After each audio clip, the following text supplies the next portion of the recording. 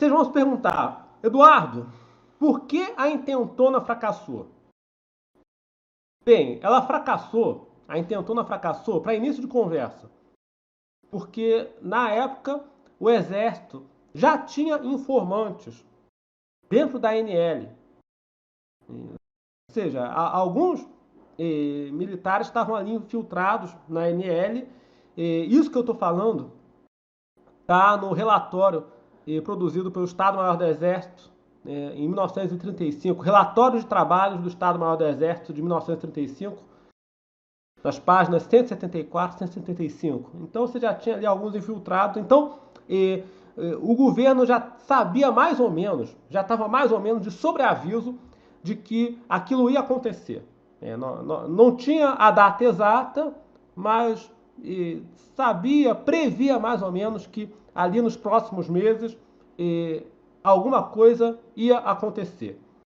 Então você tinha unidades de prontidão e você tinha também um trabalho prévio, né, de doutrinação anticomunista dentro das fileiras do Exército, né, para preparar psicologicamente a tropa para o embate que havia. Então o país não foi pego tão desprevenido assim, felizmente. Outro motivo para o fracasso da intentona de 1935, e aqui eu vou pegar o relato de um dos comunistas que participou disso daí, o Apolônio de Carvalho. Para quem não lembra, eu citei o Apolônio de Carvalho lá naquele vídeo sobre a Guerra Civil Espanhola. O Apolônio de Carvalho participou da intentona de 35 aqui no Brasil, ficou preso um tempo, aí depois veio o habeas corpus concedido pelo ministro da Justiça, o Macedo Soares, em junho, se não me engano, de 1936, o episódio conhecido como Macedada. Então ele foi solto e aí ele foi para a Espanha. Ele saiu daqui do Brasil e foi para a Espanha participar da guerra ao lado dos republicanos, alistado nas brigadas internacionais.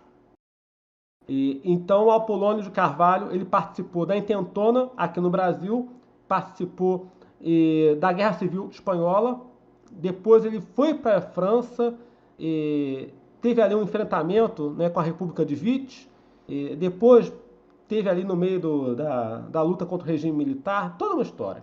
Então as memórias dele, né, um livro intitulado Vale a Pena Sonhar, nesse livro, na página 53, ele relata que os comunistas eram uma minoria muito pequena dentro do exército. Ele fala aqui, né, abre aspas, né, enquanto isso, o capitão Moésia Rolim, do exército, amigo dele, foi me inteirando da divisão do tenentismo em campos antagônicos. Um dos campos, amplamente majoritário, integrou-se de todo ao governo do Getúlio Vargas. E o outro campo, com Prestes à frente, segue à esquerda e tem forte presença na ANL. Fecha aspas. Então, basicamente, ele conta aqui, nas memórias dele, que no meio ali dos jovens oficiais, dos tenentes, a larga maioria estava fechada com Getúlio Vargas e um grupo bem pequeno seguia o Prestes, né, simpatizava com Prestes. E simpatizava de maneira muito discreta, não podia ser de maneira ostensiva, era uma coisa clandestina, né? Então esse foi um dos motivos do fracasso da intentona de 35.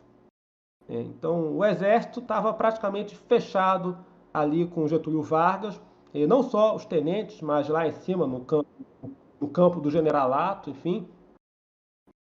Outro motivo para o fracasso da intentona, e aqui novamente eu recorro às memórias de um comunista, que aí eles não podem dizer que é mentira minha, né? São eles que estão admitindo, não sou eu que estou acusando, são eles que admitem.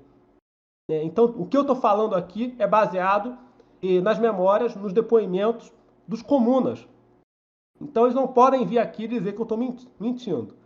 O outro motivo para o fracasso da intentona foi o seguinte: Aqui eu cito o livro do Nelson Werneck Sodré, que também era do Partido Comunista, livro intitulado Contribuição à História do PCB, na página 104. Ele relata aqui que, por sectarismo, o Partido Comunista se recusava a participar dos sindicatos legalizados pelo governo do Getúlio Vargas. E ainda por cima condenava a legislação trabalhista, uma coisa burguesa. Porque às vezes, né, nem sempre, mas às vezes, alguns partidos comunistas adotam essa postura sectária. Nós não vamos participar dos sindicatos legalizados pelo governo porque nós estaremos com isso legitimando o Estado burguês, a ordem burguesa. Então vamos ficar do lado de fora. E aqui no Brasil, eles adotaram essa postura e o resultado disso é que os sindicatos criados pelo Getúlio Vargas ficaram mais ou menos imunes, né, livres da influência comunista. Então os trabalhadores estavam também majoritariamente alinhados ao governo. E ainda mais com o Partido Comunista condenando a legislação trabalhista, o que os operários vão pensar? Esses caras querem tirar o nosso direito. Vocês são contra a legislação trabalhista, esses comunistas aí querem tirar os direitos aí que o governo está dando.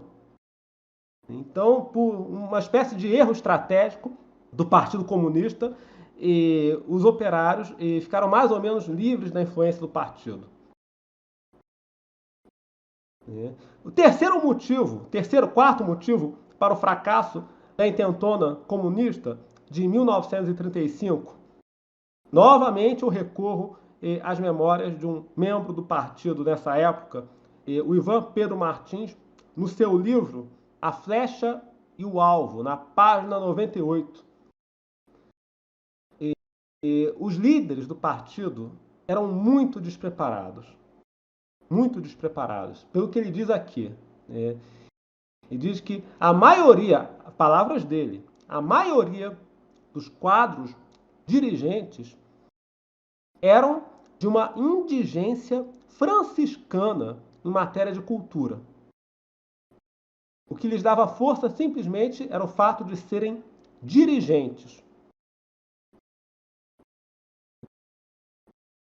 Pode-se deduzir e deduzir-se-á corretamente, que era um partido com direção incapaz da tarefa de conquistar o poder e conservá-lo. Fecha aspas. Então, tinha também esse fato. Os quadros dirigentes do Partido Comunista aqui no Brasil eram incultos e despreparados. Então, com isso, eu encerro esse sétimo tópico, né, do nosso quarto bloco de considerações.